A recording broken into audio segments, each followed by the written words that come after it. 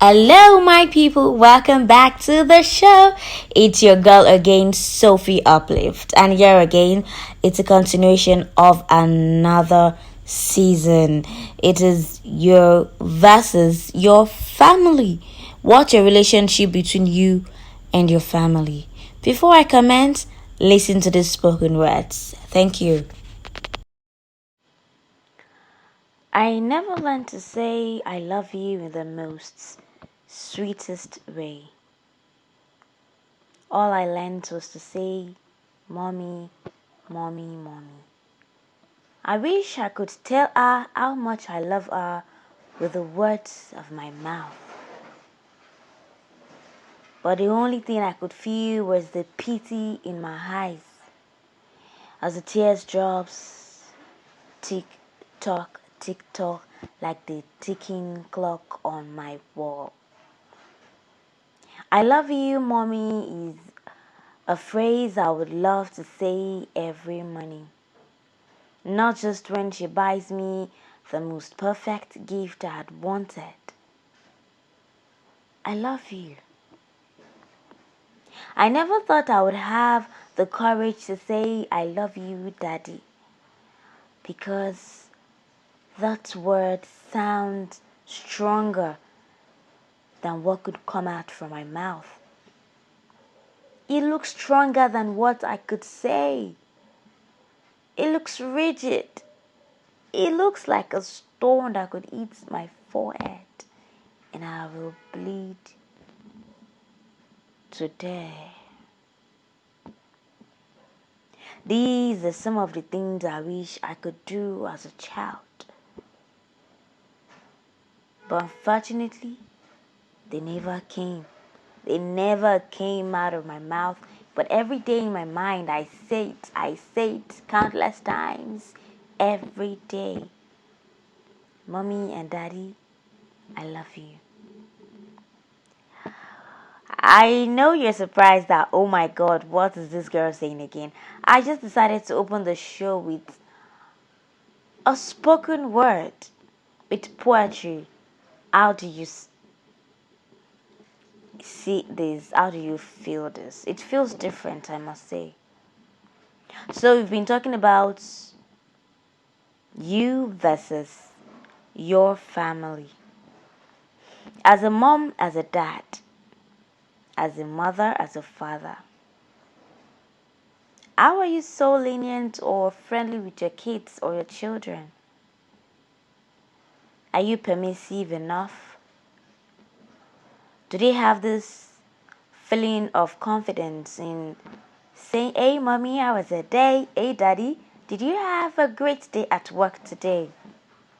Or you are that daddy that always say, hey, come on, go inside. My friends are coming. They can't see you looking all like this. Or you are that mommy. Come on, go inside. I have been working since the morning and you can't be stressing me with your silly talk. Remember you went out from morning till evening to work. Remember your kids were not there during those hours. The only short period they have with you is when you come back at night. They want to share their day with you. Just as how you share your day with your loved ones, with your spouse, your boyfriend, your girlfriend, while you were dating. They want you to be part of their lives either ways. They want you to listen to what happened to them in class. They want you to know what happened between them and their teachers in school. But you were never ready to listen to them.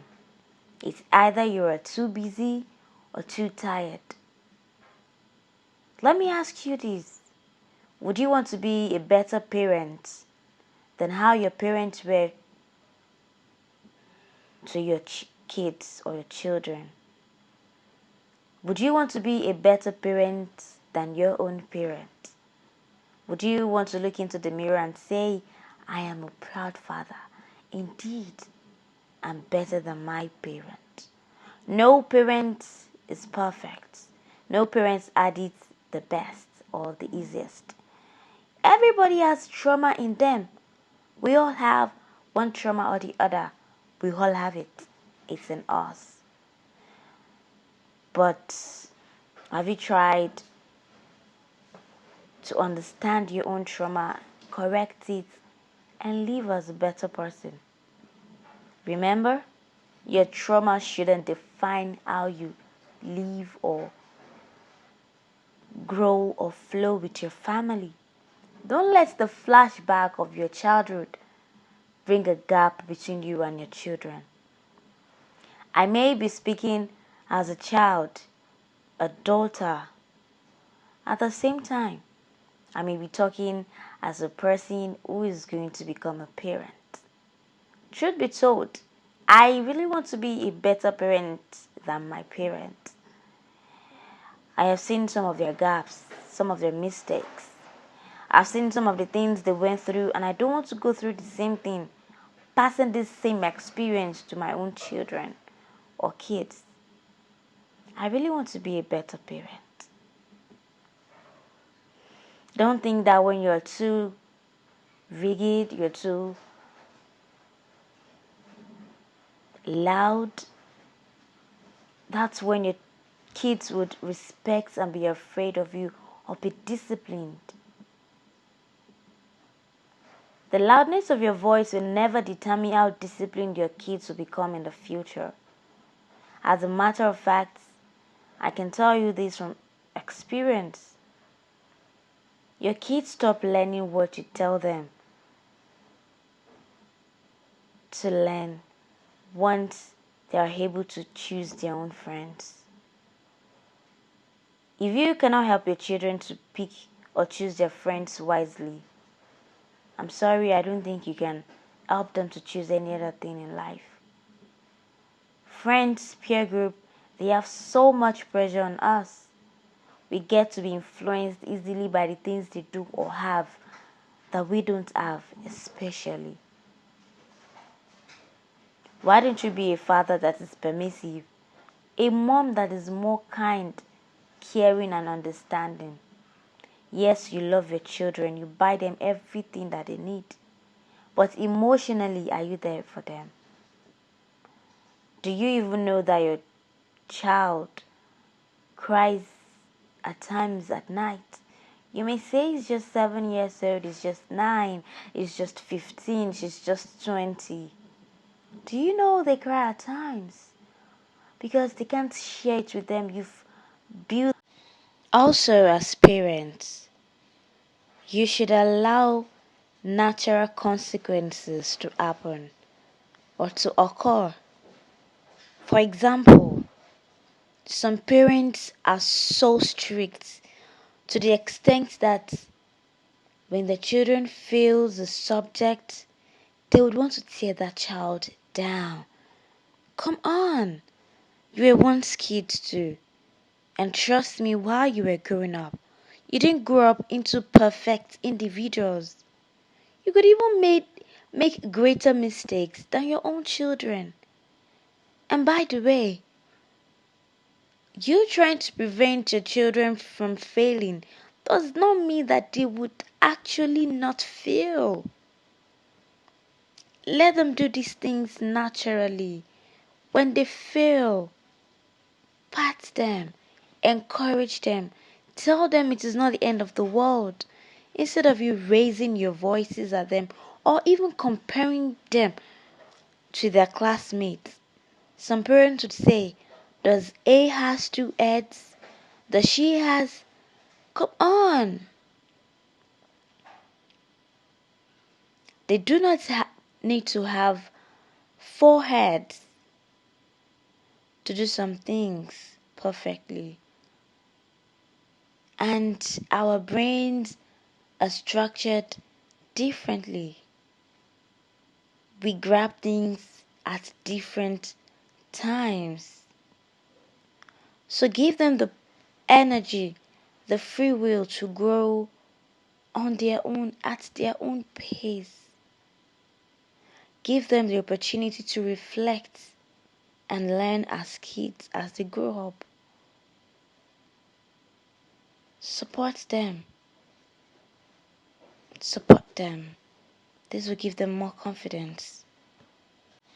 Also, as parents, you should allow natural consequences to happen or to occur.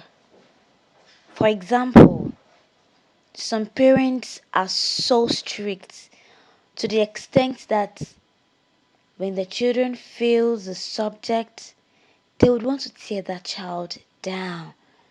Come on, you were once kids too. And trust me, while you were growing up, you didn't grow up into perfect individuals. You could even make greater mistakes than your own children. And by the way, you trying to prevent your children from failing does not mean that they would actually not fail. Let them do these things naturally. When they fail, pat them, encourage them, tell them it is not the end of the world. Instead of you raising your voices at them or even comparing them to their classmates. Some parents would say, does A has two heads? Does she has? Come on. They do not need to have four heads to do some things perfectly. And our brains are structured differently. We grab things at different times. So give them the energy, the free will to grow on their own, at their own pace. Give them the opportunity to reflect and learn as kids as they grow up. Support them. Support them. This will give them more confidence. Because you've pushed them away, you have built a bridge, a wall so thick between you two. Be highly responsive to their emotional needs. When they talk to you, when they are just ranting their day, it sounds like a rant. When they keep talking, Mom, this was how my day went to school. Could you imagine? It becomes noise to some parents. Let them talk. Let them rant. Listen to them. Respond to them. And you would imagine how close they will become. You know, they say communication in every relationship, communication is very important. The moment you stop your kids from talking to you about every little thing that happened to them, you're already ruining that relationship. You're just taking care of them.